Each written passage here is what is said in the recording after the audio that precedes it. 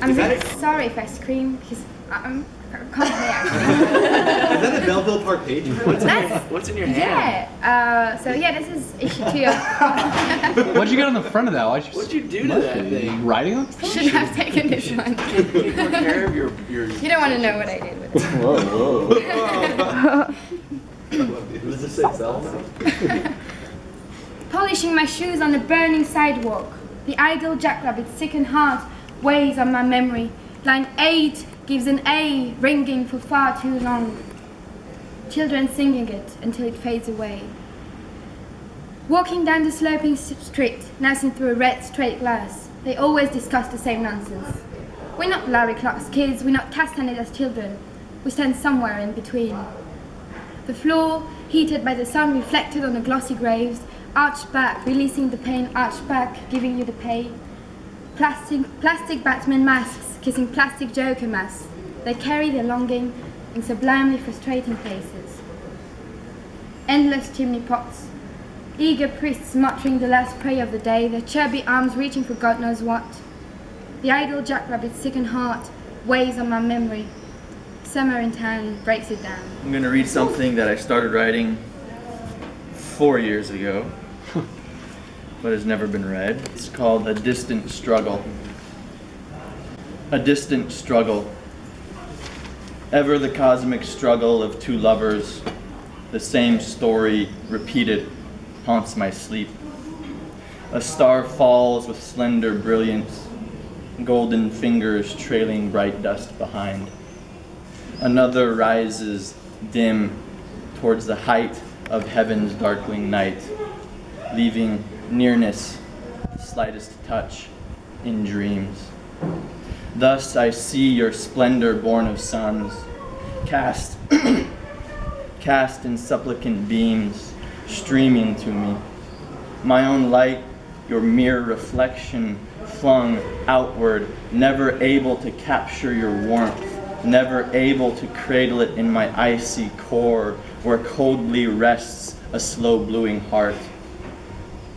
I wake, blind to your star and mine, seeing only the body that once bore the weight of your slenderness as you lay slumbering, pressed to my chest in the light of our moon, whose blue arms even now reach out, chasing our sun's radiance across the skies to which lately I wake. As though still dreaming, I know our stars will oppose, one to the other, ever seeking restoration of the reality in which we weren't stuck in a distant struggle when our bodies spoke in silence, knowing not the plight of the other's absence, only tenderness in starshine shared.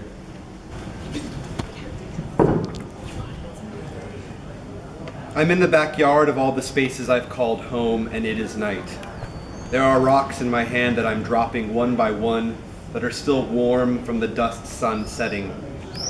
A car alarm in Los Angeles goes off, and the concrete is a cheap imitation of the rocks I left behind.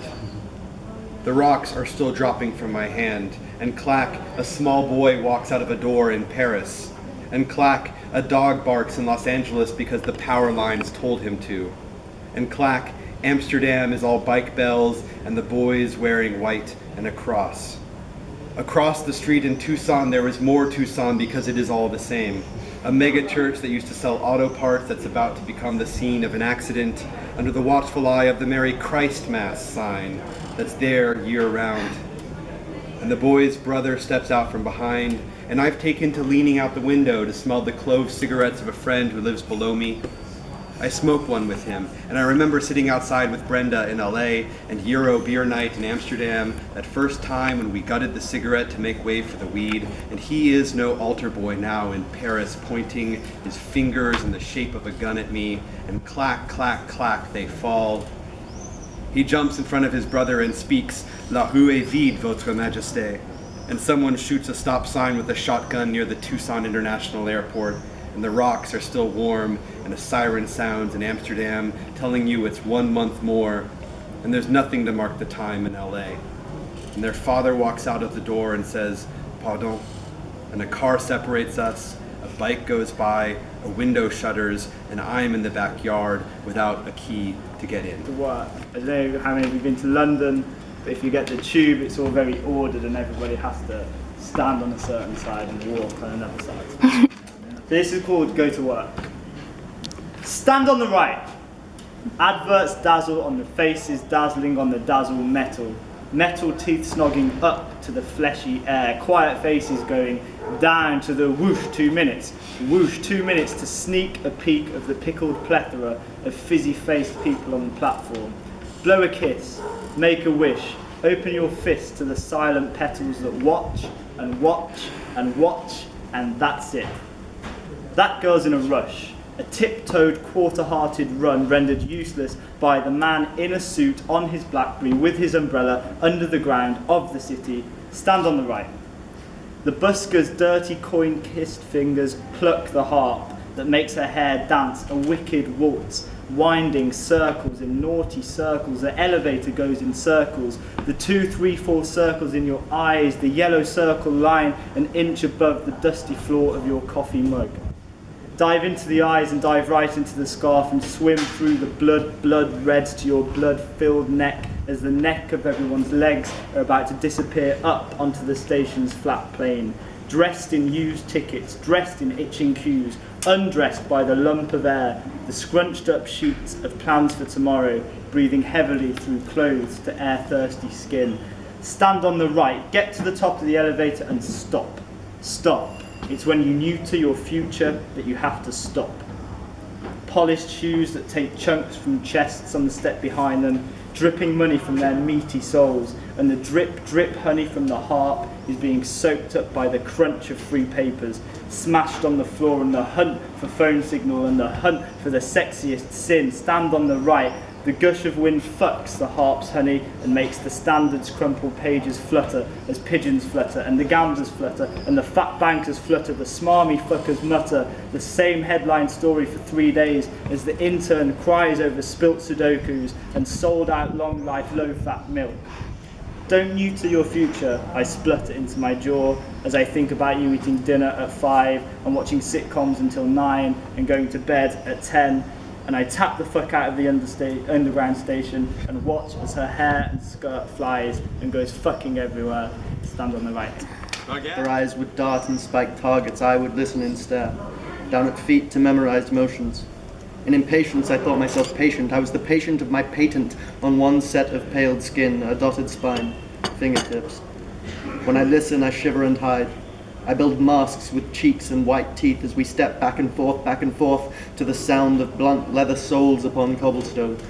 In the cold as cripples we pause our moans to shed and litter black rooms with dirty linen, to focus on shakes and muffled gasps, until we wonder why it does not rain blood. Morning. We drink and drink and drink and drink, so we might practice death each time we sleep. I wake as ghost, and in shadow hold you in the highest regard, along with your black vomit stains on porcelain, which remind me who you are. Yet these are not my only clues, red stain on blue sheets, forgotten line, scraps of tissue, my feet are covered in dust. I want snow-covered chimneys for their irony, to know something is burning somewhere whilst I am in the street. I forgot to douse your skin in ink, to stamp myself with your figure. I want to know where this You just wanted me for my pizza. Yeah, oh yeah. There's no love there. He knows what he wants. He's so disappointed. So this is the one. This is le gourmand. And that's le sportif, tu vois. Le gourmand et le sportif. Bye. Bonjour, monsieur.